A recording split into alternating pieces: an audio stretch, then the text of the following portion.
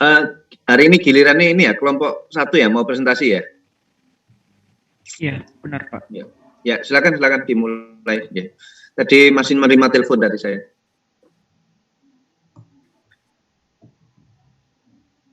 Permisi Pak, saya izin share screen dari kelompok. Silakan.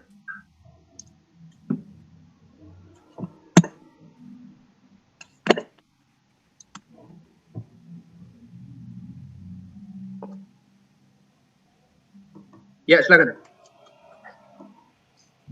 Baik, Assalamualaikum warahmatullahi wabarakatuh. Selamat malam untuk Pak Taufani dan juga teman-teman semua. Jadi kami dari kelompok 1 ingin mempresentasikan tentang Project Integration Management. Kelompok kami terdiri dari 8 orang. Yang pertama ada Belinda Livia dengan NRP 022006, ada Rafika 022019, ada Gloria 024, lalu ada Belinda Kezia 022025, ada Vicky 022052, ada saya sendiri Naufal Ramadhani 022066, ada Fatanuddin Ahmad 022132, dan yang terakhir ada Muhammad Bagus Rafidya 022186. Bisa next. Jadi pada pembahasan kali ini kita ada 7 bahasan. Yang pertama ini kita akan men-overview sedikit tentang project integration, dan lalu yang bagian kedua sampai ke-7 ini sudah masuk pada proses project integration. Yang proses pertama itu ada develop project charter, dilanjutkan dengan develop project management plan, lalu kemudian direct and manage project execution, lalu monitor and control project work, lalu ada perform integrated change control, dan yang terakhir ada cross project or PES. Next. Jadi kita masuk pada bagian pertama, yaitu kita akan men-overview dari project integration. Yang pertama kita definisikan terlebih dahulu project integration management, yaitu adalah proses dan aktivitas-aktivitas yang diperlukan untuk mengidentifikasikan, mendefinisikan atau mengkombinasikan, lalu menyatukan dan mengkoordinir berbagai proses serta aktivitas-aktivitas manajemen proyek di dalam manajemen proyek.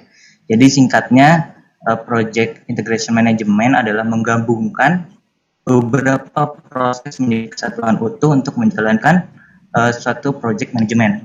Bisa di next. Dan di sini kita akan membahas dulu alur sebelum mulainya project integration. Jadi kemarin sudah kita bahas bersama Pak Taufani itu project filosofi, di sini juga sama, namun kita fokus pada alur sebelum dimulainya project integration. Yang pertama itu ada feasibility study. Kita juga sudah mempelajari ya kemarin feasibility study atau studi kelayakan, review sebentar.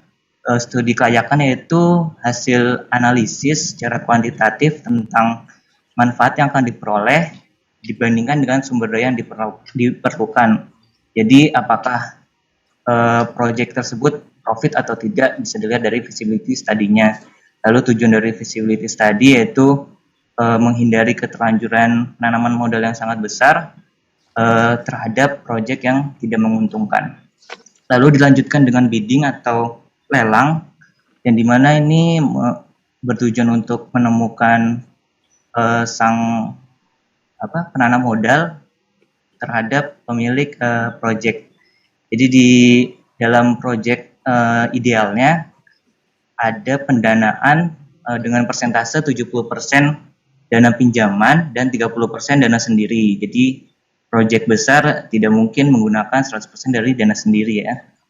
Lalu setelah lelang selesai, diumumkan pemenang tender dan dibuatkannya CDA. CDA ini Contract Discussion Agreement, di mana berisi perjanjian dan kontrak terhadap pihak-pihak yang terkait dalam proyek tersebut. Lalu setelah disetujui kontrak tersebut, bisa dimulai proyek yang kita miliki. Bisa di next. Di sini ada Contract Discussion Agreement CDA. Kita menampilkan di sini bukan CDA-nya, namun pedoman atau bisa dibilang juknis, petunjuk teknis dari salah satu perusahaan. Yang kita fokuskan di sini itu poin terakhir, ada beberapa hal berikut dapat didiskusikan dan dinegosiasikan sebelum penandatanganan perjanjian atau kontrak. Bisa kita lihat antara lain yang pertama ada aspek teknis, ada garansi after sales service, dan lain-lain. Syarat khusus ada jenis jaminan, asuransi, dan jadwal pembayaran, ada manajemen informasi, frekuensi dari isi laporannya, kriteria penerimaan suatu kemajuan. Lalu yang selanjutnya ada jadwal atau time frames, ada durasi perjanjian kontrak, ada key milestone, delivery dates, dan response times. Lalu ada insentif kinerja, ada cost insentif, delivery insentif, dan quality insentif. Lalu yang terakhir ada personalia, itu berisi key team members, focal points, dan subcontracting arrangement. Next. Di sini kita sudah masuk pada project integration management prosesnya. Jadi di sini kita bisa melihat bagian-bagian peranan dari proses masing-masing project integration. Yang pertama ada initiating.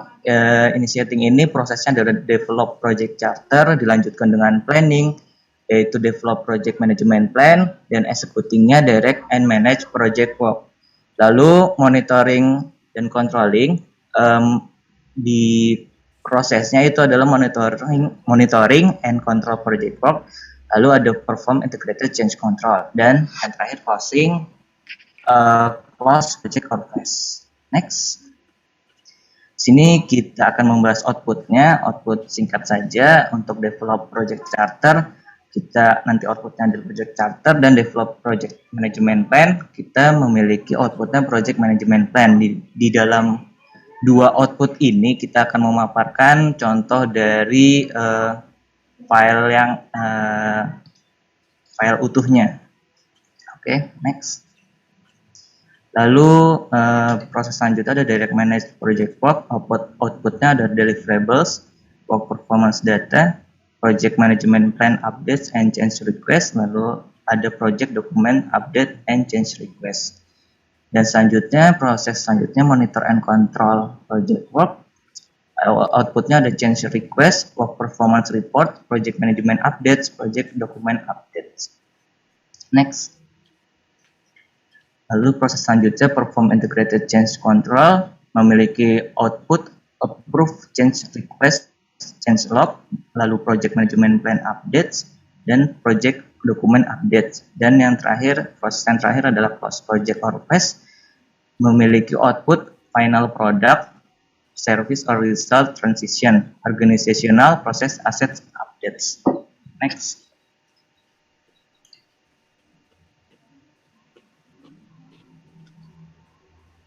Ya, baik, ini akan saya lanjutkan yang tahapan pertama, yaitu ada develop project charter. Minta tolong boleh di next.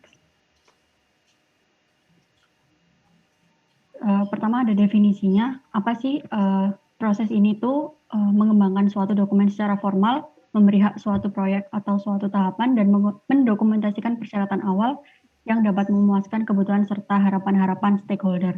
Juga mengesahkan keberadaan proyek dan memberi manajer proyek wewenang untuk menerapkan atau mengatur sumber daya dalam kegiatan proyek. Di next. Nah, fungsinya di sini ada 3. Yakni yang pertama adalah serah terima proyek, bahwa di sini manajemen telah menerima dan berkomitmen untuk mengerjakan proyeknya. Kemudian yang kedua adalah pengakuan terhadap project manager dan juga organisasi di dalamnya. Jadi bahwa dalam proyek tersebut sudah ada susunan organisasi dan susunan organisasi struktural, dan juga pasti ada manajernya. Yang terakhir adalah mendefinisikan kategori proyek. Di dalamnya ini banyak sekali hal mendetail tentang penjelasan-penjelasan proyeknya. Boleh di next. Develop project charter seperti yang tadi sudah dibilang sama Noval, outputannya itu adalah project charter itu sendiri. Inputnya di sini ada 5, yakni project statement of work, business case, agreement, enterprise environmental factors, organizational process asset, kemudian ada tool tools and tekniknya. Yang pertama ada expert judgment, dan yang kedua ada facilitation teknik.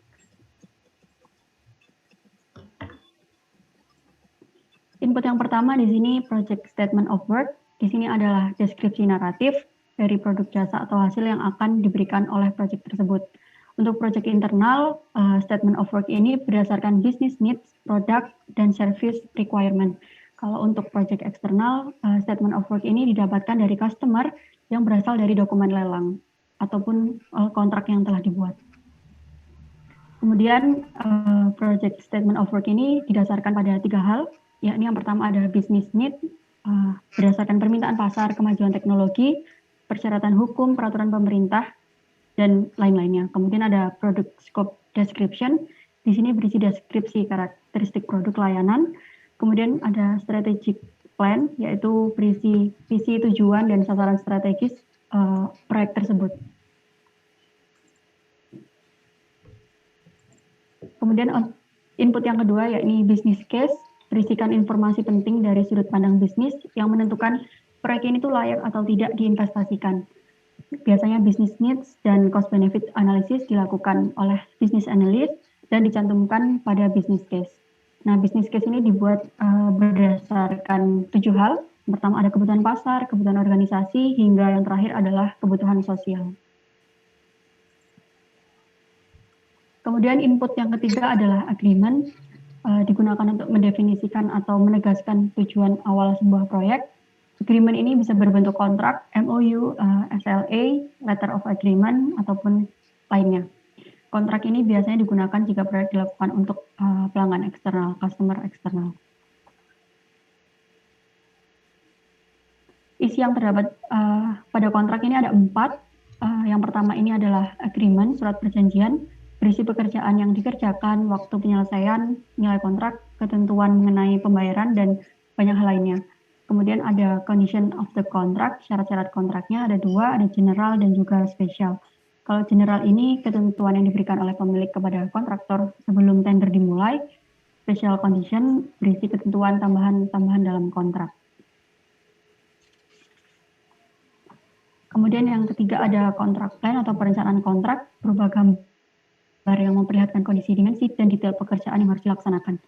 Yang terakhir ada spesifikasi, di sini keterangan tambahan dari yang tidak tercantum dalam gambar-gambar atau dalam kontrak plan.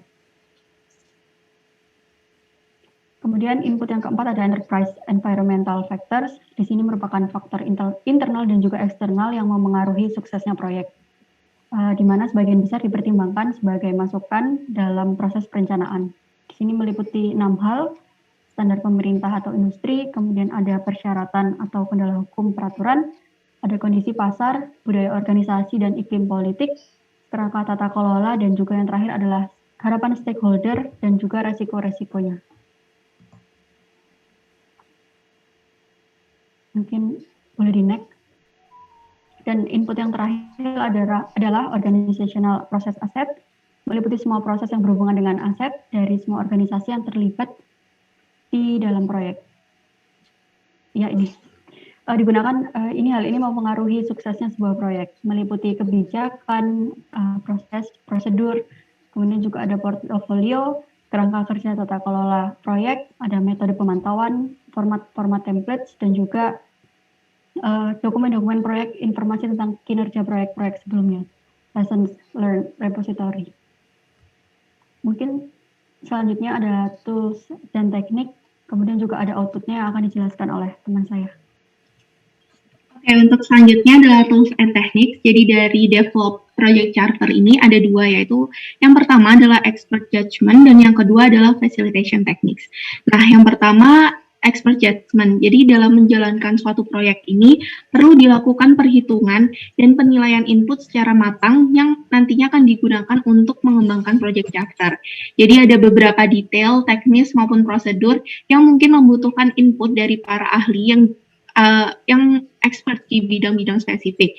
Nah, biasanya para ahli tersebut antara lain seperti unit atau departemen yang berbeda dari organisasi, konsultan, kemudian dari stakeholders berupa customer maupun sponsor, kemudian juga pendamping profesional dan teknis, dan grup-grup industri, subject matter experts atau SME, dan juga project management office atau PMO.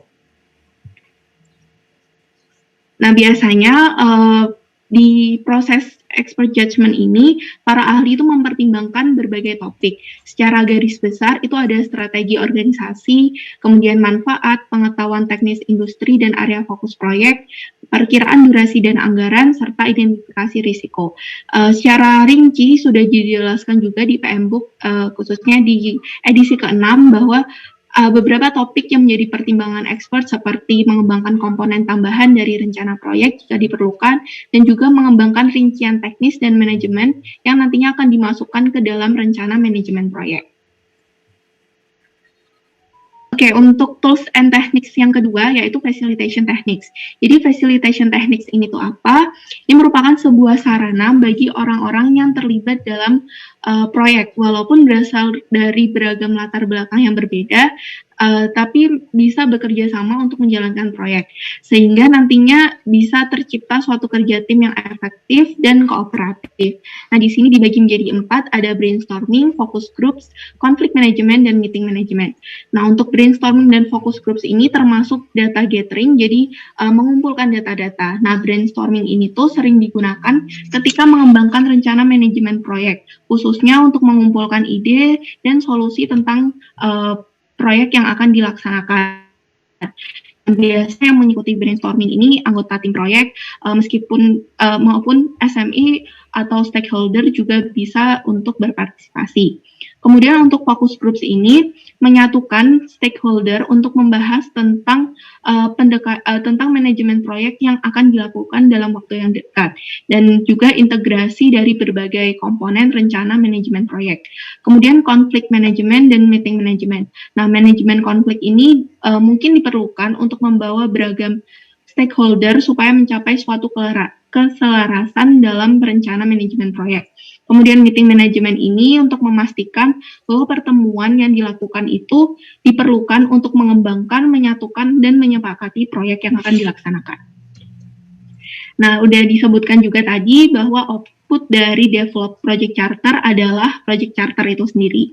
Dan di sini apa sih project charter itu? Jadi project charter itu adalah dokumen yang dikeluarkan oleh inisiator proyek atau sponsor yang secara resmi mengesahkan keberadaan proyek dan memberi wewenang kepada manajer proyek untuk menerapkan sumber daya kegiatan proyek. Nah, secara garis besar isinya itu ada business needs, tujuan proyek, persyaratan high level. High level ini tuh rinci, jadi persyaratannya itu dijelaskan secara rinci dan detail. Kemudian deskripsi proyek, risiko, milestone atau tahapan-tahapan, kemudian anggaran, penugasan manajer proyek, tanggung jawab dan kewenangan manajer proyek, dan orang-orang yang memiliki wewenang di project charter. Nah, jika berdasarkan pada PM Book edisi ke-6, Project Charter ini mendokumentasikan informasi proyek mengenai produk, layanan, atau hasil yang ingin dipenuhi oleh proyek, seperti project purpose, kemudian ada project objectives, kemudian high level requirements, dan authorizing the project charter. Nah, untuk selanjutnya adalah Project Management Office. Jadi berdasarkan PM Book, Project Management Office adalah sebuah struktur dalam manajemen yang melakukan standarisasi proses yang terkait dengan proyek dan melakukan koordinasi dalam penggunaan bersama sumber daya, metodologi, tools, dan teknik. Nah, di sini ada 3 fungsi dari PMO. Yang pertama ada supportive, controlling, dan directive. Untuk fungsi supportive, jadi PMO itu berfungsi sebagai konsultan terhadap proyek, seperti penyediaan template, best practice, pelatihan, maupun lesson learned dari proyek-proyek lain. Nah, PMO tipe pendukung ini bertindak sebagai project repository yang nantinya tingkat pengawasan terhadap proyek itu lemah. Kemudian yang kedua adalah controlling, di mana PMO menyediakan bantuan dan penyesuaian dalam berbagai bentuk, seperti pemakaian project management frameworks atau kerangka, atau metodologi, dengan menggunakan format formulir atau alat bantu yang sudah disetujui. Dan tingkat pengawasan pada proyek ini adalah sedang. Kemudian yang ketiga adalah direktif, di mana PMO mengendalikan proyek dengan mengelola proyek secara langsung. Dengan tingkat pengawasan terhadap proyek adalah tinggi.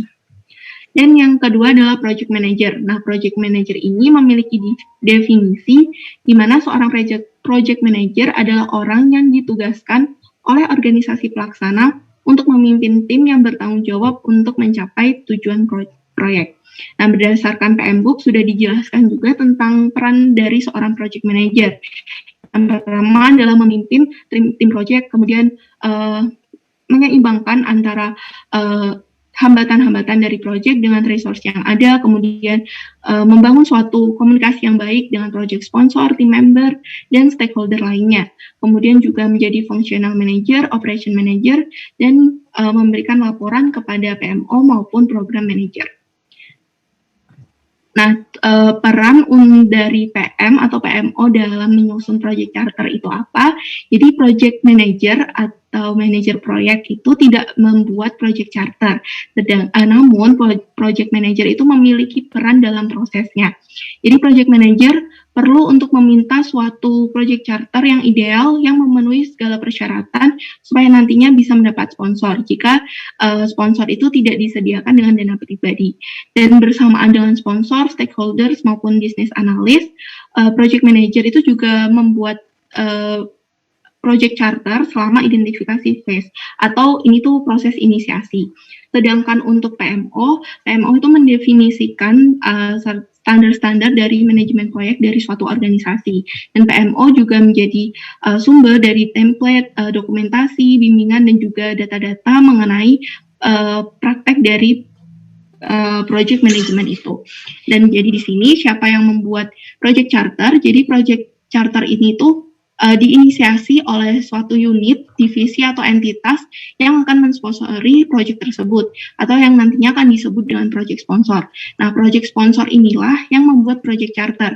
Jadi project sponsor ini akan mendetailkan kebutuhan-kebutuhan, background, tujuan dari project yang kemudian akan menunjuk siapa project manager yang akan diberikan mandat dalam menjalankan proyek. Nah, siapakah project sponsor?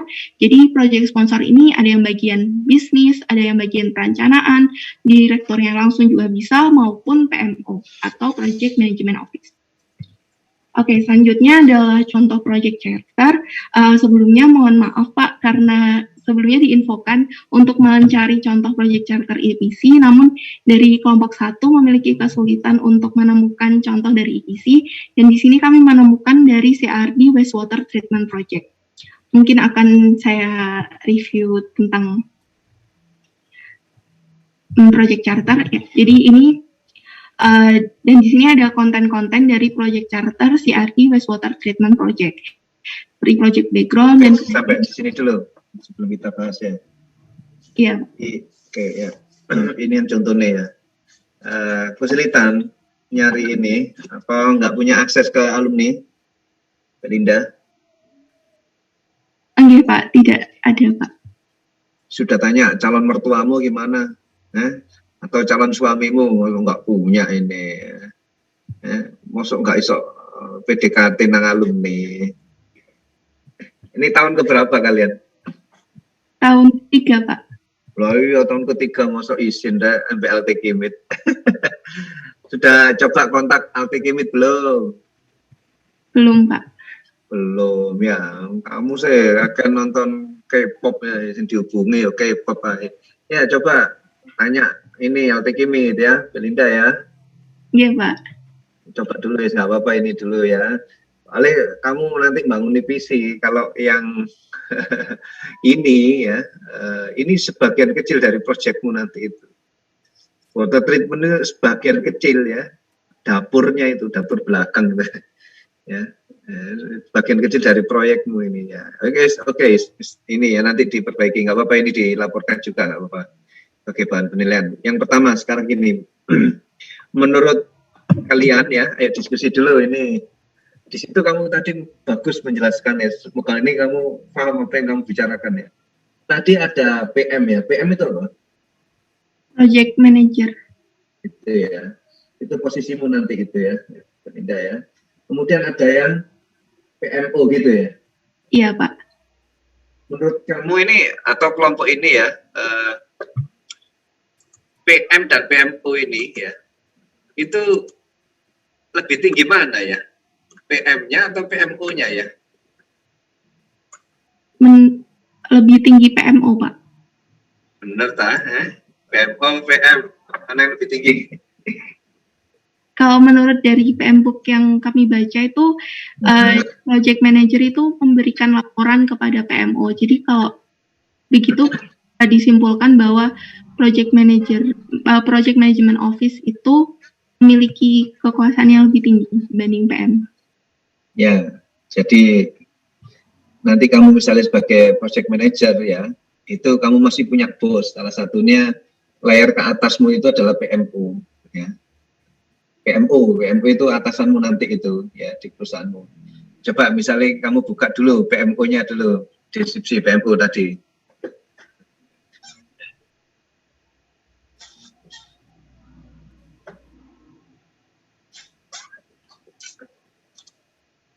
Ini Pak.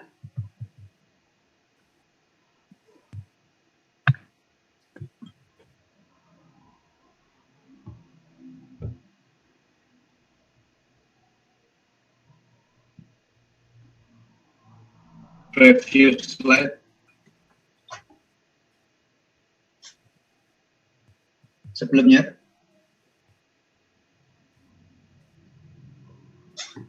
Bukan ini, tadi ada bagus kok, PMO tadi itu. Yang ini. Ini ya. Oke.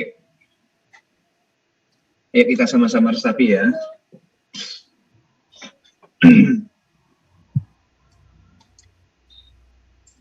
Jadi di sini ya kita fokus sebentar ya.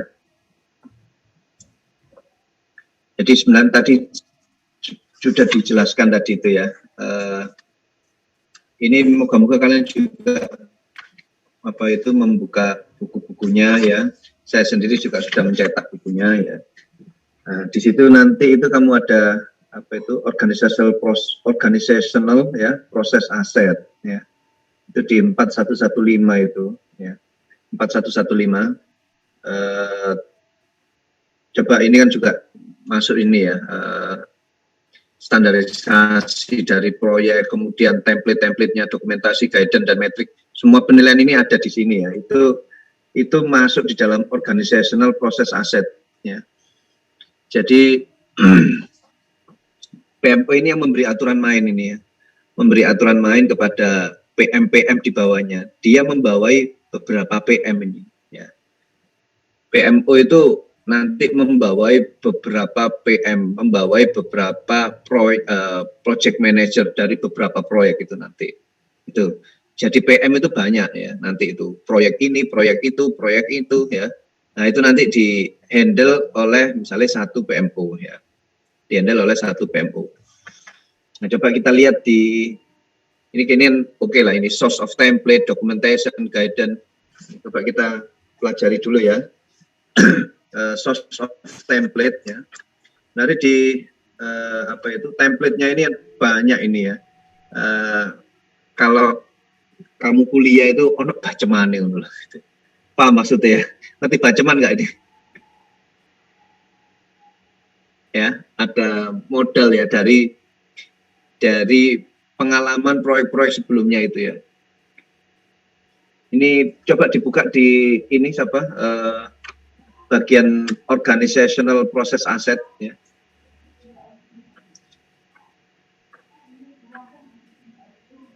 Oke, ini organizational ya, oke ya.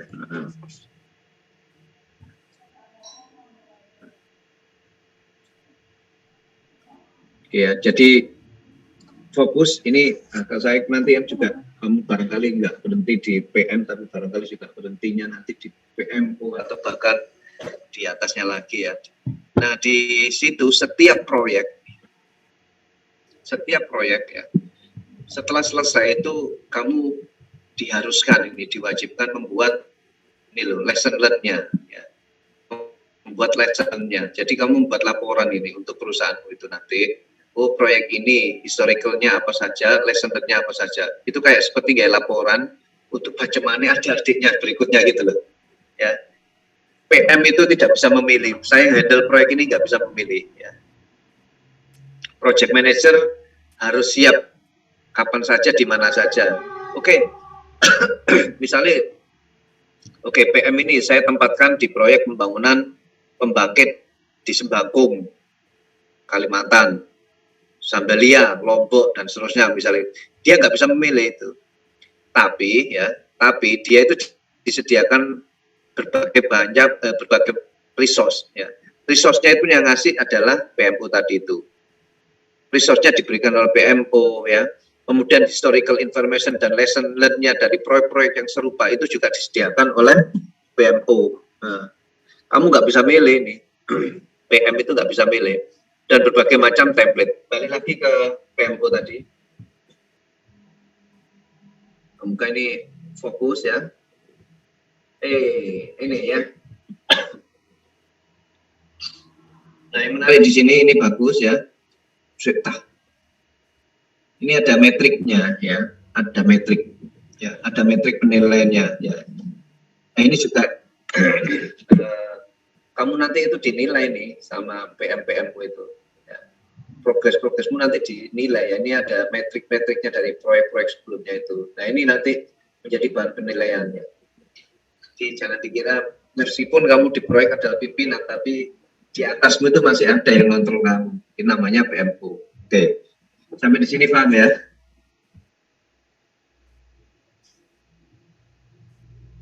Paham? Paham, Pak.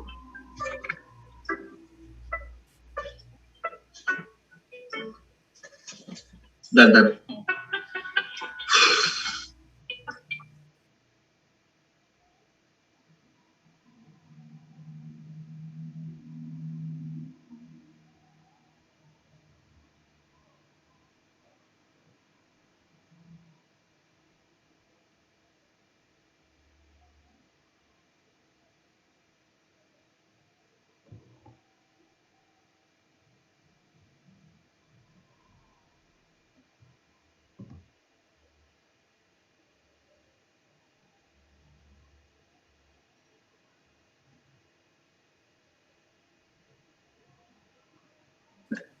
Nih, saya jadi ya, nah, ini sudah dihubungi ini ya.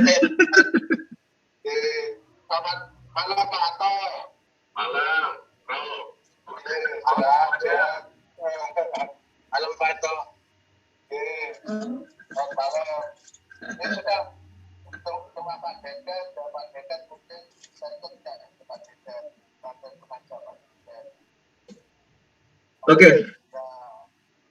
Oke.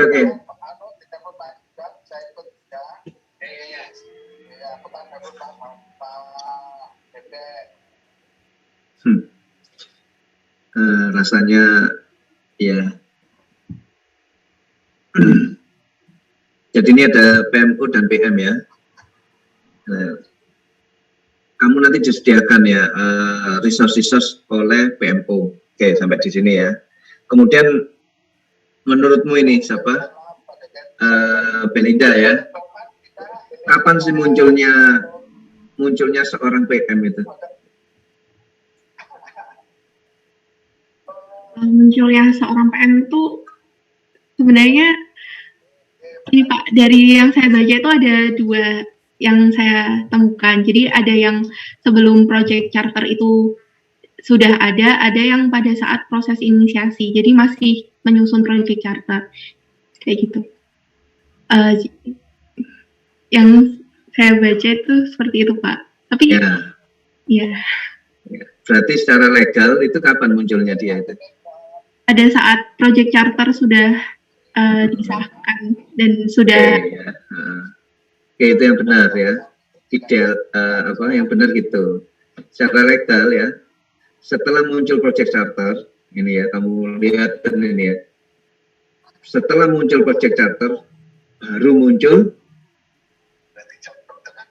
project manager. Project manager ya. Kira-kira ini fokus ya.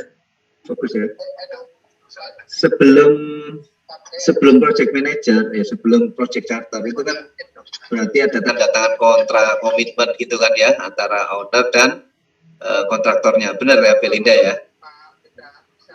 Iya Pak. Nah, di situ project manager itu belum muncul ya. Gitu tantangannya project manager itu. semua sudah siap gitu ya, apapun sudah ditandatangani, nilai duitnya sekian, ya, nilai duitnya sekian,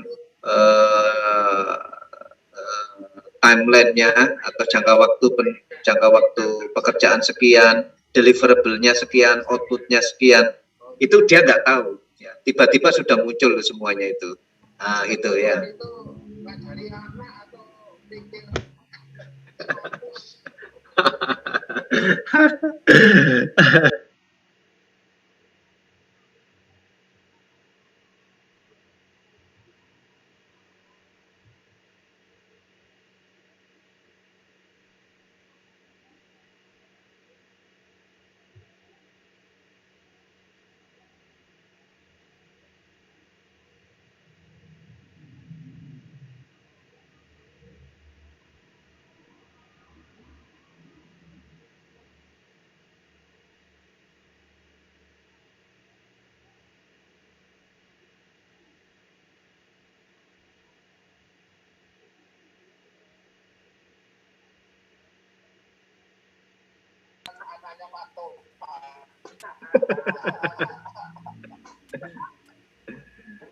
Ya, ya, ya. Ini saya luar biasa ini. Ini saya sedang nyata diajak. Ini ada pekerjaan proyek baru lagi nih di mana Kalimantan ini. Saya ada pekerjaan baru, proyek baru di Kalimantan ini. Ini lagi bahas proyeknya ini ya. Jadi semangat kalian ya, semangat ya, semangat. Jangan dibuang-buang waktu kalian. Saya sibuk sekali sebenarnya ya, sibuk sekali ya, dan jabat ya semuanya ya, tapi harus proyek juga pengabdian pada masyarakat itu ya. Jadi kalian yang lebih muda nggak boleh buang-buang waktu ya, nggak boleh buang-buang waktu ya, dinikmati semua perjalanan hidup kalian, dinikmati ya, dinikmati ya. Oke, jadi munculnya PM ya, itu secara legal itu adalah pada saat dokumen project charter itu ya, jadi project charter itu tonggaknya ini, kalau sudah ada project charter muncul, nah itu disetujui kedua belah pihak, nah, muncullah PM ini. Tapi ini menarik, tadi kan juga ada diskusi tadi itu dengan siapa, Belinda ya, ada kemungkinan itu juga terlibat di dalam menyusun project charter, betul ya Belinda ya?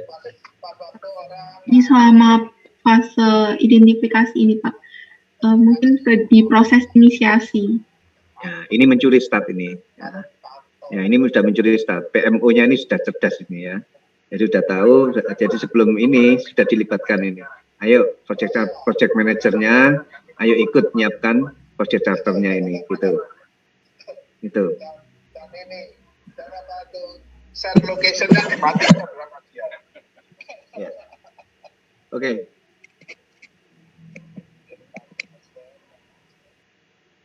Ya, jadi itu ya. Jadi di dalam suatu proyek itu baru dimulai kalau sudah ada dokumen project charter, ya, project charter. Oke, di situ. Dan kalau perusahaannya ini cerdas gitu ya, seorang PMO ini sudah pasti sebelum ngomong ya anggaplah sudah tanda tangan kontrak lah, itu langsung itu PM sudah dimasukkan ke dalam tim. Jadi dia juga nyusun charternya itu. Itu sudah beberapa terjadi seperti itu ya. PMO-nya mencuri start itu.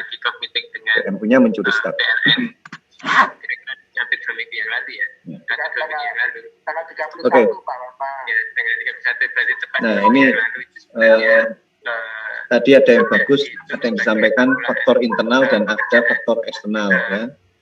Bisa di review slide-nya dulu.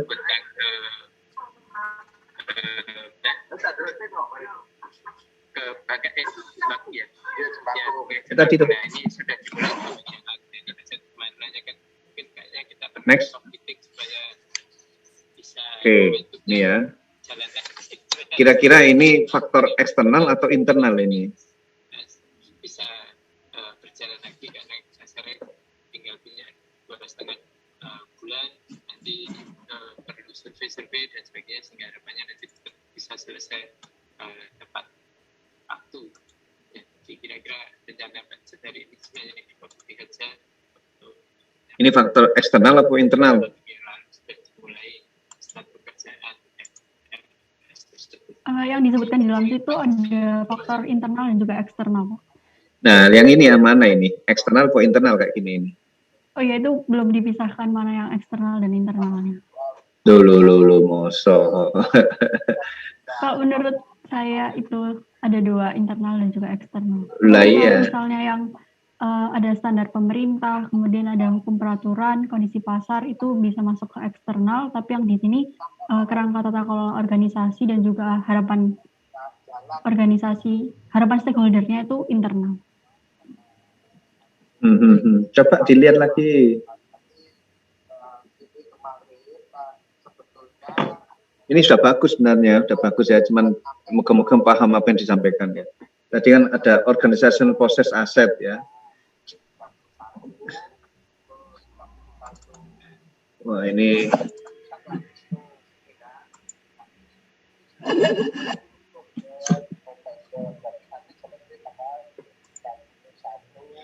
laptopnya sudah capek ini, bergetar layarnya ini. Ya, jadi yang disampaikan tadi itu adalah sebelum next slide tadi ya. Next slide, organization process asset ya.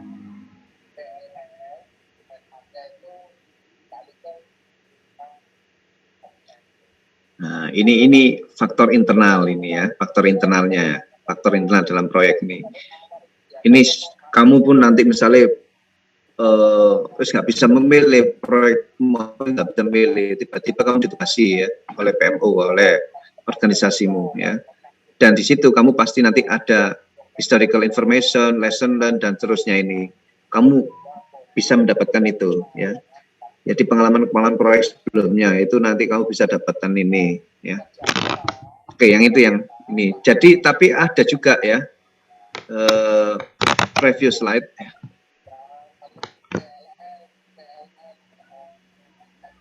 Ini ada eksternal yang juga harus kamu sadari ya. Yang pertama ini ada standar pemerintah, bagus sekali, bagus ini ya. Jadi kalau membuat produk ya, kalian ini sudah pernah belum melihat laporan pradesain pabrik itu?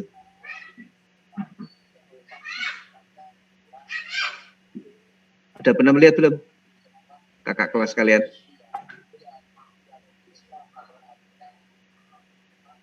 Belum, Pak. Belum ya. Ya nanti ada spesifikasi ya, ada spesifikasi ya. Ya, spesifikasi bahan baku, spesifikasi produk ya, dan spesifikasi produk ini harus komplait dengan standar tertentu ya, standar tertentu. Misal saya mau produksi bioetanol misalnya. Nah barangkali bioetanol ini juga diatur oleh SNI, sudah diatur oleh SNI. Kalau mau diekspor berarti nanti harus komplait dengan standar dari negara tertentu ya, yang kamu menjadi tujuan ekspor tadi itu. Ini bagus ya, jadi ini ada standar produk. Karena ini kebanyakan mahasiswa S1 itu keliru ya. Satu dari namanya spesifikasi itu apa nggak ngerti ya.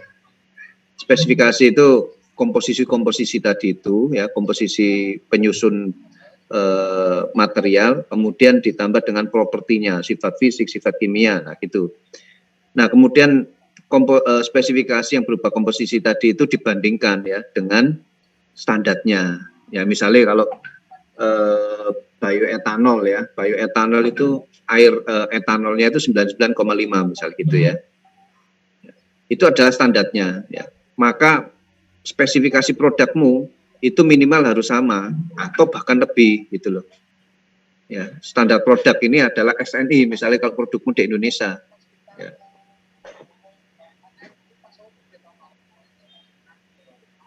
Ya.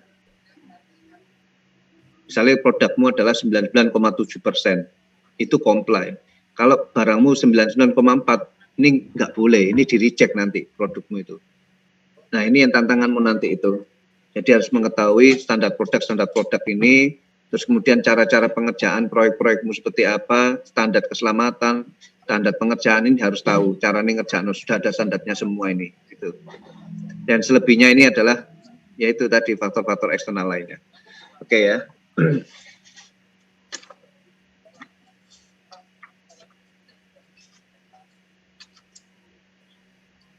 Ya, silakan dilanjut. Jadi project charter itu apa, Belinda?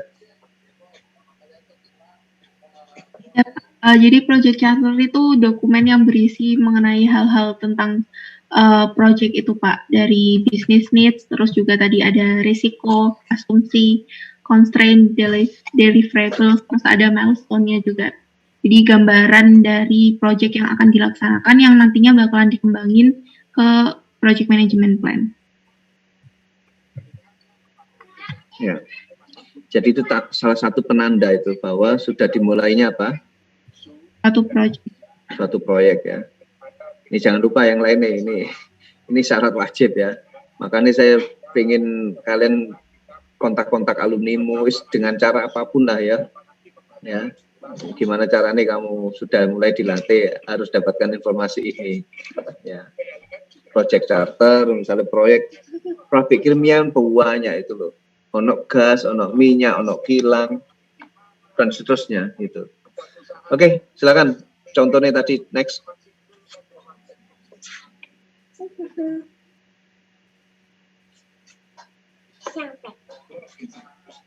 Iya, jadi modelnya kok ada apa itu?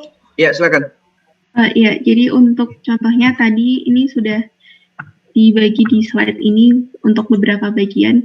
Jadi dari project background-nya ini menjadi bagian dari business need, di mana di project background ini juga dijelaskan tentang mengapa project ini tuh dilaksanakan. Karena tadi kan sudah disebutkan bahwa business needs ini berisi tentang pertimbangan lingkungan dan lain-lain.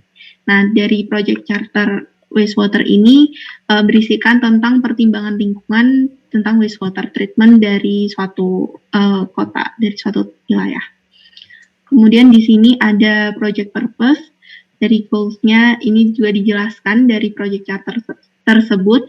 Kemudian ada key performance indicators yang merupakan measurable project objectives, tentang kriteria-kriteria di mana project charter ini dapat dikatakan sukses. Dan di sini juga ada sudah dibagi menjadi cost-nya berapa, schedule, terus safety, environment, dan stakeholders. Dan di sini juga dijelaskan tentang project scope atau ruang lingkup dari project tersebut. Kemudian ini juga dijelaskan tentang milestone atau tahapan-tahapan dari project tersebut, seperti construction ini dimulai di kuartal kedua tahun 2017 hingga di akhir di 2020. Dan di sini juga ada project budget atau anggaran dari project ini. Sudah dijelaskan di sini untuk masing-masing komponen dan juga total dari anggaran tersebut. Nah, di sini juga dijelaskan mengenai financial resources atau funding dari atau sumber dana dari project yang akan dilaksanakan. Seperti ini juga ada source of funding-nya juga sudah diterangkan, sudah disebutkan di sini. Dan kemudian ada project risk atau resiko-resiko serta hambatan yang nantinya bakalan dijumpai pada saat proyek itu dilaksanakan seperti ini. Di sini di project charter itu membutuhkan high level risk, di mana informasi secara mendetail yang mana nantinya project charter ini tuh menjadi input dari pengembangan project management. Rencana pengembangan project management. Kemudian di sini juga dijelaskan tentang tugas-tugas serta tanggung jawab dan authority level dari masing-masing leadership dari masing-masing tim. Berarti itu untuk project charter.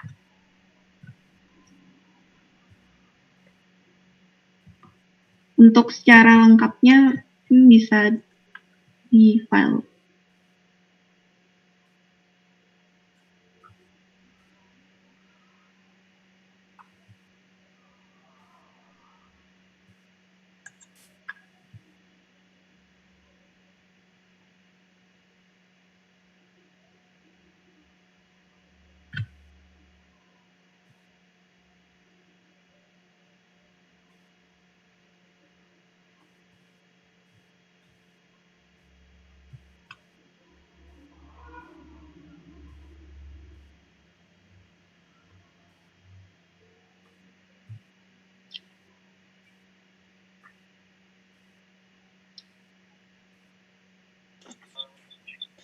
Oke, Melinda, apa kritikal dari project charter itu? Critical.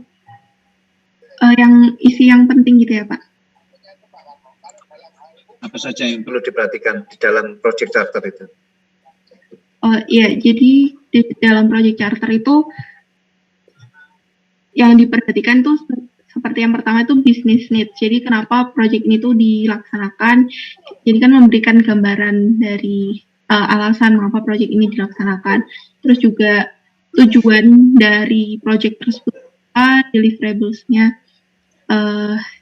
gimana hasil dari project tersebut bagaimana.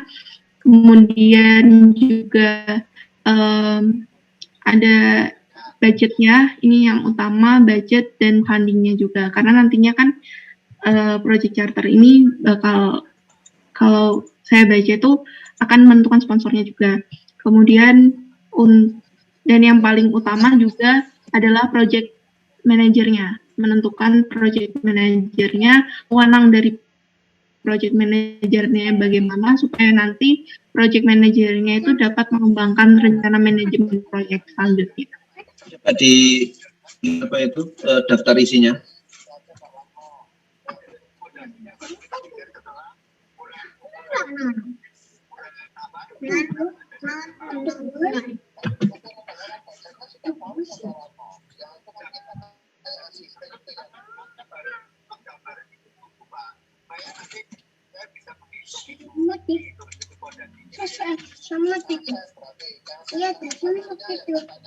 Oke, ini ya ini beberapa sudah masuk ini ya. Di antaranya adalah KPI, ya. Sudah bagus ini sudah ada KPI. Kemudian project scope,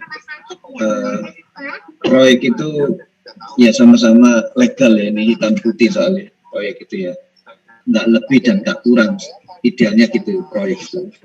Jadi scope ataupun deliverable-nya jelas. Ya. Oke, ini nggak apa-apa project scope-nya. Nanti kamu bisa lihat ya, dibuka lagi project scope halaman 4, bisa nggak diklik itu project scope? Oh, enggak. Connect ya. Ya, ini project scope mestinya itu bukan project scope nomor 4 kalau nggak salah. Ini 4. Ini deliverable-nya mestinya. Oke, nah, apa yang dikerjakan ya, ini sudah benar. Oke, project scope ini apa saja yang dikerjakan. Jadi tidak lebih dan tidak kurang ya. Itu kayak ruang lingkupmu, seperti ruang lingkupmu ini, ruang lingkupnya. Ini berpura-pura kayak opok-opok misalnya. Project manager itu nggak ngerti ya, tiba-tiba sudah siap semuanya. Ya, dia harus tahu apa saja yang harus dilakukan. Salah satunya scope itu pekerjaan saya itu apa saja, waktunya berapa, duitnya berapa. Oke, mestinya di sini ada timeline-nya, ada nggak timeline-nya? Waktu Ini. project-nya ini bisa disebut dengan milestone. Ada tulisannya milestone nggak di sini? Ini nggak ada. Oke, ini boleh disebut, kuki milestone nggak ada gimana? Kan untuk K-pop Belinda.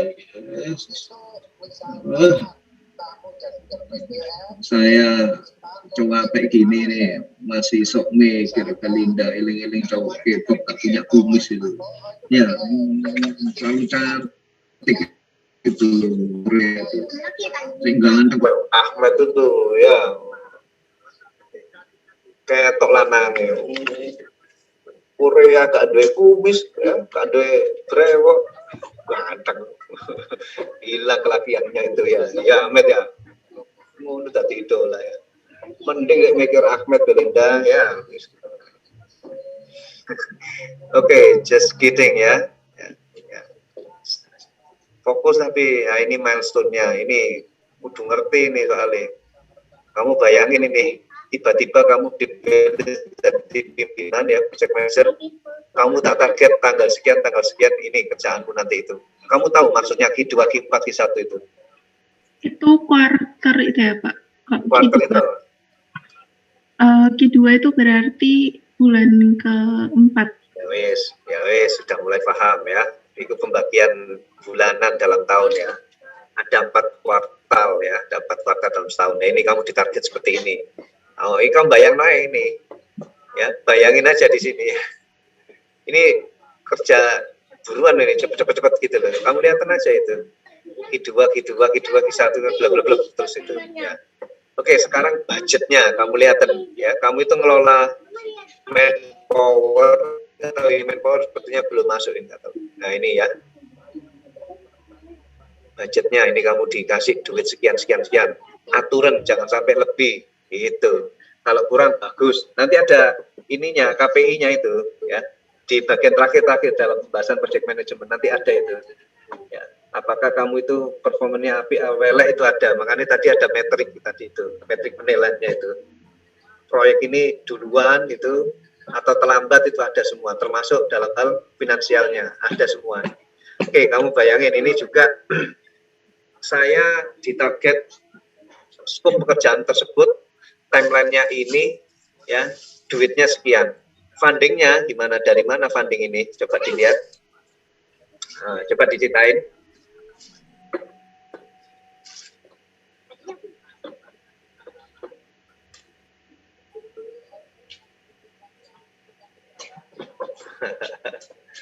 ya wes gak paham ya gak apa-apa ya ini proyek pemerintah ini sepertinya ya. Nah capital cost itu ngerti maksudnya Belinda? Capital cost itu dana dari pemerintah. Matt, ini koncomu ini minta dimasuk ke kandang buaya kok, Matt. Aduh, ini mabuk duri ada ini, Matt. Capital cost ya, itu investasi ya. Investasi ya. Ada yang ngomong itu CAPEX, CAPEX. Ya, CAPEX, coba di searching CAPEX itu apa? CAPEX.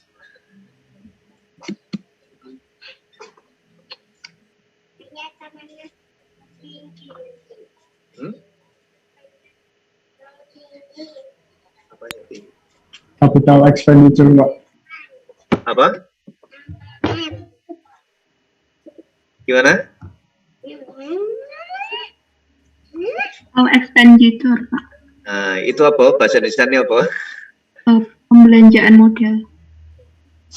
Ya, investasinya itu investasi ya. Oke. Nanti juga ada OPEX ya. OPEX itu OM-nya, OPEX itu ya.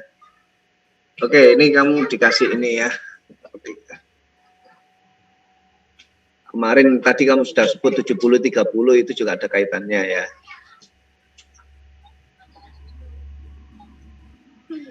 Oke, ini modal-modal yang kamu dapatkan duitnya sekian ya. Coba dilihat itu total cost-nya 765 ya. Total fundingnya berapa? 765 ya. Kelihatan nggak? Iya, Pak. Oke ya. Oke, balik lagi ke daftar isi. Speknya ini ada di sudah coba ininya. Saya berhenti di sini. Government project deliver development engagement. Oke, safety. Oke, KPI nomor 3 ini. Kita lihat KPI-nya apa. Naik. Oke, turun.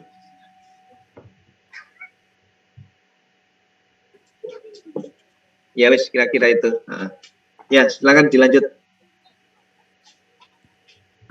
Ya, baik, Pak. Silakan kalau ada pertanyaan dulu, silakan.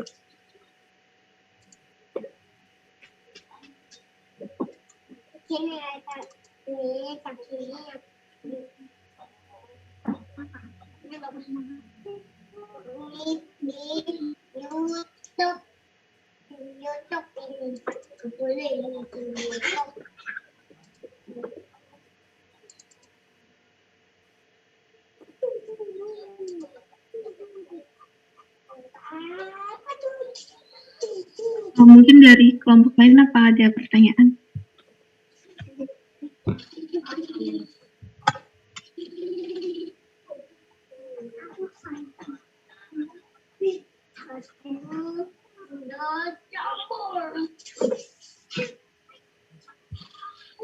Karena tidak ada, mungkin bisa saya lanjut ya, Pak.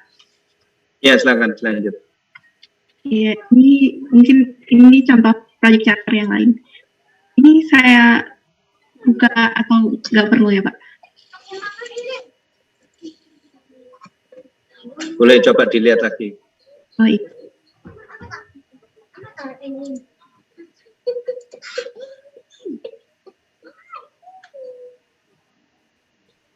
Untuk isinya kurang lebih sama dari project charter yang sebelumnya.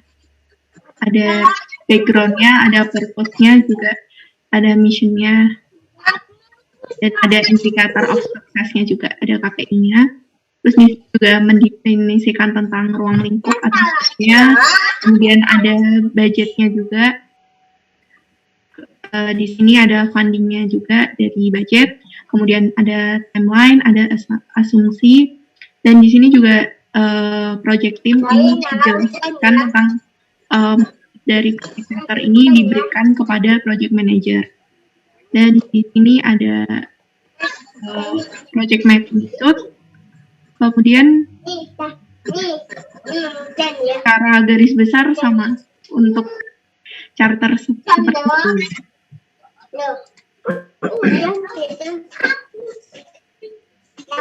Dan ini juga ada milestone dari project charter ini. Oke, ya wes. Baik, mungkin lanjut ke. Nah, untuk mungkin dapatkah suatu project berjalan tanpa project charter?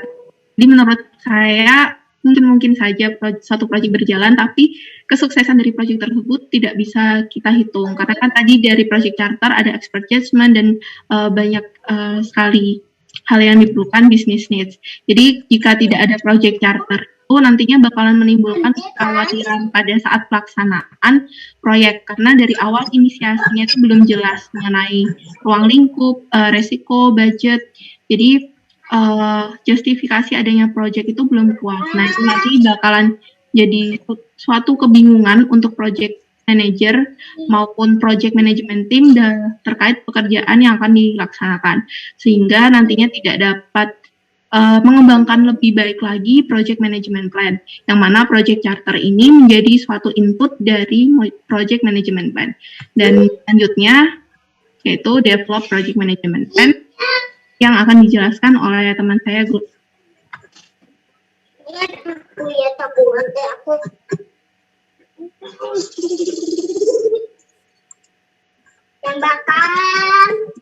Oke, selanjutnya yaitu tahapan yang kedua, yaitu develop project management plan. Next.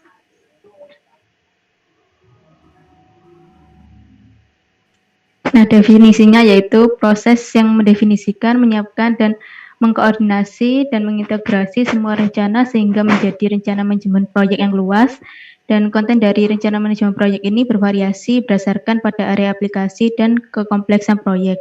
Jadi intinya pada tahapan ini tuh nantinya dirancang sebuah project management plan.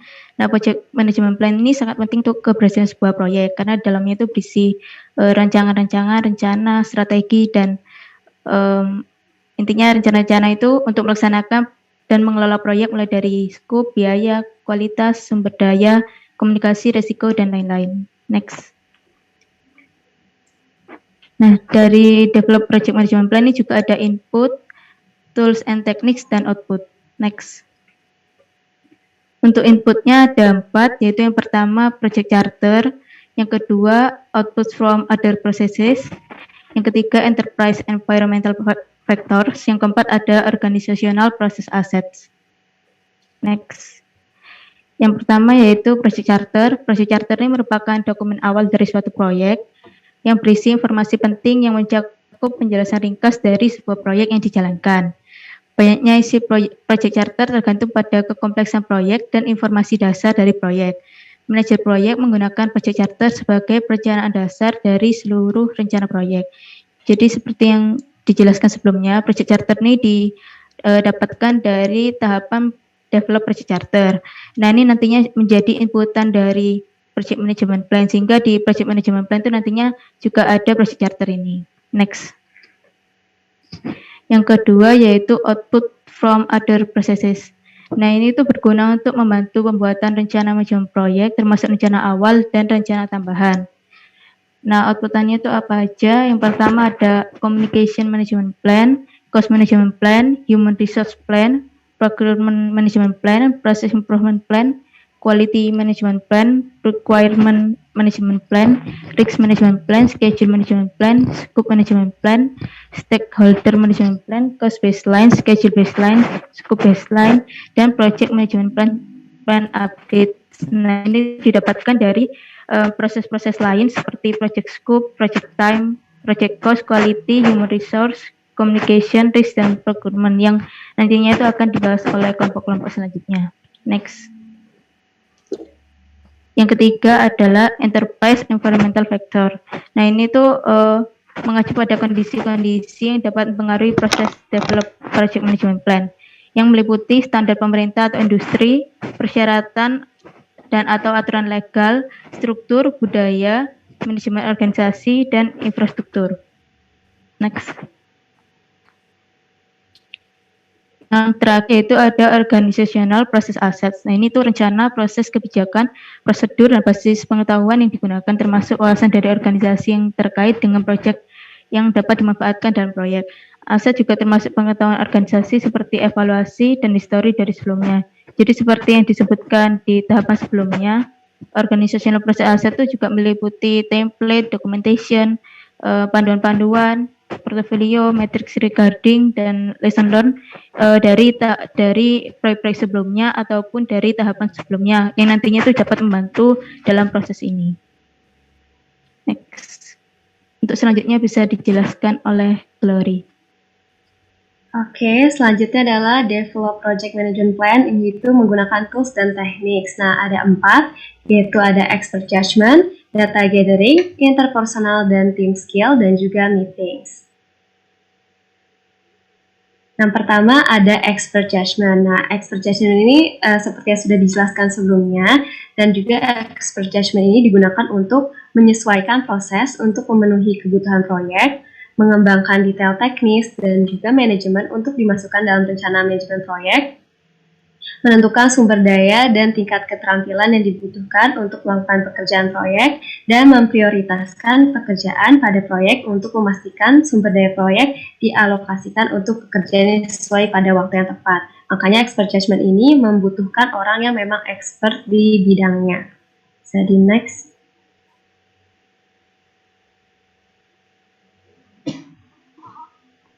Oke, selanjutnya ada data gathering. Ini juga dibagi lagi menjadi 4. Yang pertama ada brainstorming. Jadi ini digunakan apabila kita misalnya ingin mencari ide atau solusi untuk proyek.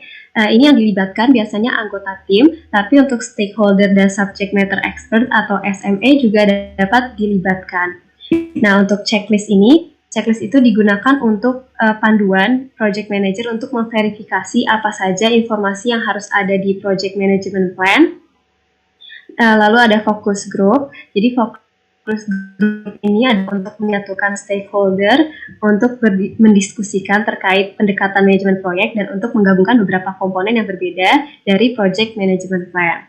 Lalu selanjutnya ada interview. Interview itu digunakan untuk memperoleh informasi yang spesifik dari stakeholder atau komponen lainnya. Selanjutnya ada interpersonal dan team skill. Yang pertama ada conflict management. Conflict management ini bisa diperlukan untuk membawa stakeholder yang berbeda itu menjadi satu dalam keselarasan.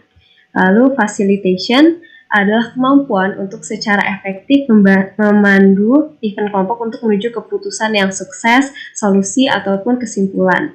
Lalu meeting management ini kita membuat kayak rundown meeting kapan saja agar nantinya PMP berjalan dengan baik. Lalu ada meetings, tentunya meetings ini penting banget ya. Meetings digunakan untuk mendiskusikan pendekatan sebuah proyek, lalu juga menentukan bagaimana pekerjaan dieksekusi untuk mencapai objektif atau tujuan, dan menetapkan bagaimana proyek akan dimonitor dan dikontrol. Nah, output dari Develop Project Management Plan ini adalah Project Management Plan. Jadi Project Management Plan ini apa? Project Management Plan merupakan dokumen yang mendeskripsikan bagaimana proyek akan dieksekusi, dimonitor, dan dikontrol. Nah, di dalamnya ada baseline, subsidiary management plan atau seperti management plan tambahan, dan informasi yang dibutuhkan untuk mengatur proyek. Nah, ini Project Management Plan bisa disingkat PMP ini dapat di-update. Nah, apabila baseline-nya itu belum ditentukan, itu dapat diupdate sebanyak mungkin. Tapi kalau misalnya belum ditentukan, maka jika sudah baseline sudah ditentukan, maka harus menggunakan integration process, change process. Nah, baseline project ini ada scope baseline, schedule baseline, dan juga cost baseline. Bisa di next. Nah, subsidiary management plan ini juga merupakan tadi inputannya dari management plan lain seperti scope management plan. Nah, di sini membahas apa? Di sini membahas tentang menetapkan bagaimana ruang lingkup atau scope didefinisikan, dikembangkan, dipantau, dikendalikan, dan divalidasi. Kalau requirement plan ini menetapkan bagaimana persyaratannya akan dianalisis, didokumentasikan, dan dikelola. Untuk schedule management plan ini menetapkan kriteria dan kegiatan untuk mengembangkan, memantau, dan mengendalikan jadwal. Kalau cost management plan ini untuk menetapkan bagaimana biayanya agar terencana, terstruktur, dan juga terkendali. Untuk quality management plan menetapkan bagaimana sebuah organisasi kebijakan mutu, metodologi, dan standar akan diterapkan dalam proyek. Lalu resource management plan ini memberikan panduan tentang bagaimana proyek sumber daya harus dikategorikan, dialokasikan, dikelola, dan dilepaskan. Nah, untuk communication management plan itu menetapkan bagaimana, kapan, dan oleh siapa informasi tentang proyek akan dikelola dan disebarluaskan. Untuk risk management plan, ini menetapkan bagaimana manajemen risiko kegiatan akan terstruktur dan dilakukan. Lalu procurement management plan menetapkan bagaimana proyek tim akan memperoleh barang dan jasa dari luar organisasi. Dan yang terakhir adalah stakeholder management plan, yaitu menetapkan bagaimana stakeholder akan terlibat dalam keputusan dan pelaksanaan proyek. Jadi next. Nah, ini juga di dalam project management plan ada komponen tambahan, yaitu ada change management plan, jika menjelaskan bagaimana permintaan perubahan di seluruh proyek. Jadinya ini kan tadi sudah dibilang kalau misalnya ada perubahan itu akan harus melalui proses perform integrated change control yang akan dijelaskan nanti. Nah, ini agar nanti perubahan itu di seluruh proyek akan resmi dan berbadan hukum. Nah, configuration management plan menjelaskan bagaimana informasi tentang material atau proyek item dari mana yang akan diperbarui sehingga produk, layanan, atau hasil proyek tetap konsisten sesuai dengan rencana proyek. Kalau untuk perform measurement baseline, itu adalah rencana dari cost, schedule, scope yang terintegrasi untuk proyek pekerjaan yang dibandingkan dengan proyek pelaksanaan proyeknya. Jadi harus diukur apakah sudah sesuai dengan yang baseline yang sudah dibuat sebelumnya. Lalu ada project life cycle, menggambarkan rangkaian fase yang dilalui oleh sebuah proyek dari inisiasi hingga penutupan. Nanti di poin ke-7 ada namanya penutupan atau penutupan. Lalu development approach itu menjelaskan bagaimana produk, layanan, atau pendekatan, misalnya modelnya ada predikatif, ada iteratif, agile, atau enggak hibrida. Tapi ini hanya tambahan, jadi nggak semuanya mesti ada di dalam project management plan, seperti itu. Lalu untuk management review yang terakhir itu mengidentifikasi poin dalam proyek ketika manajer proyek dan pemangku atau stakeholder ini meninjau kemajuan proyek, apakah sudah sesuai kinerja yang diharapkan. Bisa di next. Nah, selain PMP atau Project Management Plan, ada juga dokumen lain, yaitu dokumen proyek. Nah, dokumen proyek ini di luar dari PMP, namun juga digunakan supaya proyeknya ini terlaksana secara efektif. Nah, ini ada listnya, ada banyak, ada 33. Saya mengutipnya dari Pembook edisi 6. Bisa di next. Tadi sudah dijelaskan bahwa di dalam PMP ada risk management plan. Ini contoh risk management plan. Ada risknya, ada medium, ada high, ada date-nya, tanggalnya kapan, dan kapan harus mereviewnya juga. Bisa di next. Nah, ini cost baseline-nya. Baseline ini salah satu dari 3 baseline yang harus ada di project management plan. Bisa di next. Dan ini adalah project schedule-nya, atau biasanya disebut juga Gantt chart. Itu bisa di next. Nah, ada contohnya project management plan, tapi mungkin tidak sesuai dengan yang ada tadi dijelaskan tadi, tidak selengkap yang dijelaskan.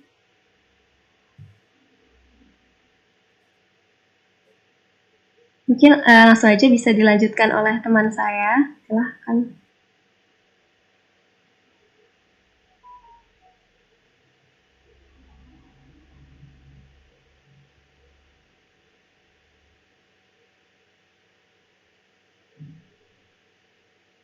Oke. Mungkin bisa di next aja nanti, soalnya belum sesuai dengan yang diminta. Baik, selanjutnya di sini saya akan menjelaskan direct and manage project execution. Next. Oke. Bisa di next. Bilang aja Bapak. Gloria, tadi baseline apa saja yang dilaporkan oleh kamu tadi? Waalaikumsalam, malam, maaf terlambat Pak. Gloria. Ini baru kita baseline apa saja yang kamu Apa saya laporkan? nge-live? Bagaimana Pak? Baseline apa saja yang kamu laporkan tadi? Ada scope, ada schedule, sama ada cost. Gak dengar saya, apa? Ada scope, ada cost, sama ada Apa? Scope, cost, schedule. Cost, sama Schedule, apa? Pak. Schedule, jadwal. Schedule. Oh, iya. Oke, yang pertama, coba dilihat di bagian apa itu tadi, project-nya dulu, project cost-nya itu, cost baseline-nya tadi.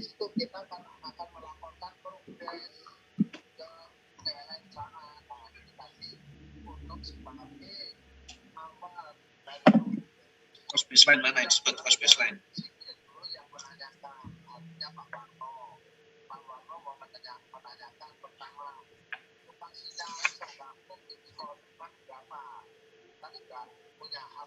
Gimana? Ya, saya ini ini sudah bagus ini. Hanya saja kamu contohnya kurang tepat ya, belum nyambung dengan yang didiskusikan. Oke, kita coba ke cost baseline ya. Ini bukunya itu di bab 7 ya, di bab 7. Di bab 7 gambar 7.8 ya, atau 213 halamannya. Ini bisa disorot nggak ini? Buku, dibuka bukunya.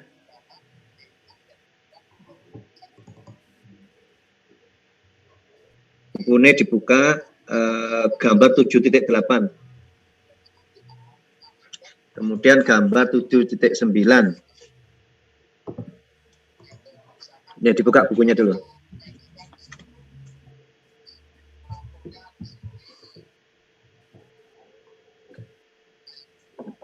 Ya, sampai di cost baseline dulu aja, nanti kita sambung ke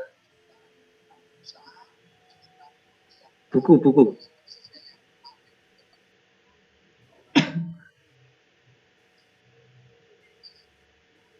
Nah, 7 berapa itu? Bab 7, misalnya bab 7 cost baseline.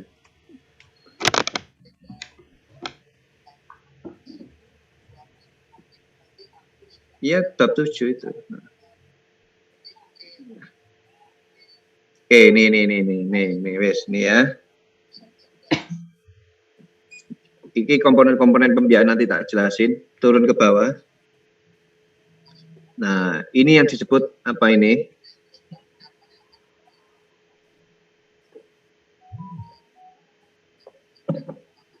Apa ini? Glur. Apakah itu cost baseline ya Pak? Wih, ya ini cost baseline. Tadi kamu agak kurang tepat ya. Contohnya ini namanya cost baseline ya. Yang kalau kamu lihat itu yang mana ini? Yang putus-putus atau yang mulus itu? Yang mulus ya Pak. Ya itu namanya cost baseline ya.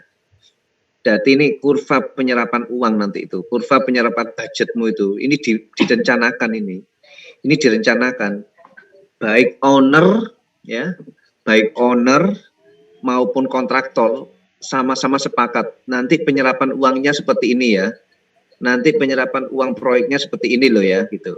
Ya. Jadi di awal itu kecil ya, di tengah-tengah itu banyak pengeluaran ya. Kemudian di akhir-akhir nanti itu semakin landai itu.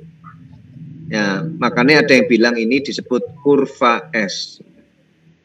Ya, nanti kuisnya nanti ada kurva S kita nanti. Nah, ini dibaca dulu ya nanti kita bahas di sini nanti kira-kira di pertemuan berikutnya ini ya. Nah, komponen ini ada yang nyebut dengan apa itu kurva S. Kalau di Indonesia ini disebut kurva S seperti ini ya. Kurva perencanaan ini.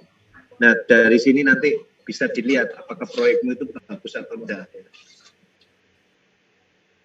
Nah, itu dilihat nanti di gambar 712.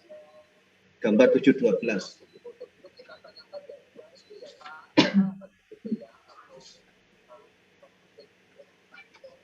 Nah, ini nanti penilaianmu nanti itu terhadap penyerapan uang. Ini ada bab nanti cost base apa itu? Project cost manajemennya ya di kelompok lain ini nanti presentasi ini. Kamu itu nanti performanmu itu ya apa ya? Apakah SKS itu ya? Nggak pernah kerja tiba-tiba di terakhir langsung ada penyerapan uang banyak, ya itu nggak mungkin ya. Jadi ini ada deviasi nanti ya. Ada plan value ya, ini yang kamu rencanakan itu kurva S tadi, cost baseline tadi itu. Kemudian ada apakah nanti kamu cepat atau enggak ya? Nanti kita bahas di bab ini ya. Nanti aja enggak apa-apa. Cuman tadi contohnya kurang tepat kamu ngomong cost baseline itu. Balik lagi ke halaman 7.8.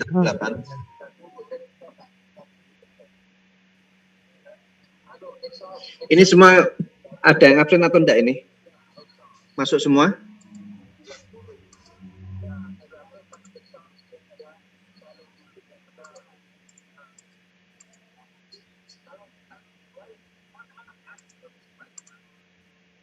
Masuk semua ya ini ya, kalian ya?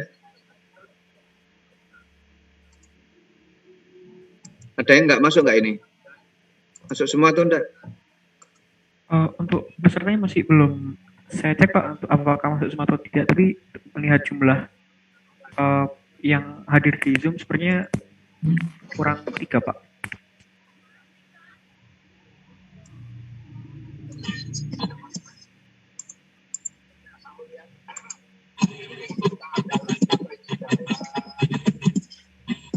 Ini kode presensi untuk absensi ya. Nanti saya jelaskan di pertemuan berikutnya aja untuk yang ini apa bahas ini ya, termasuk dengan timeline tadi ya. Mungkin kamu bisa perbaiki dulu siapa Gloria contoh-contohnya gitu ya. Enggak apa-apa, ini penting ini. Jadi ada scope ya, kemudian ada cost ya, kemudian ada time baseline-nya tadi. Itu 3 hal yang harus dikunci. Nggak apa-apa ya. Mungkin kamu bisa nyari contoh-contohnya seperti apa ya. Ini bagus ini nanti. Nanti tak jelaskan ini. Jelaskan sekarang nggak cukup ini gambar ini. Tak jelasin ini tok nggak cukup nanti itu. Saya kira bisa kita akhiri dulu kelas hari ini ya. Ada pertanyaan nggak ini?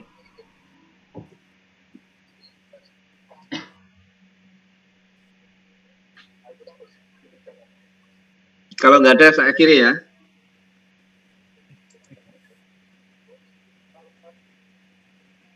Masih di mute. Siapa mau ngomong? Baik Pak, ini saya izin stop share. Oke, ya. Sudah? Bisa ditutup? Nanti saya jelaskan, insya Allah diingatkan lagi, khususnya di cost dan time ya. Saya kira cukup ya. Assalamualaikum warahmatullahi wabarakatuh. Waalaikumsalam. Terima kasih Pak. Terima kasih banyak Pak. Terima kasih Pak.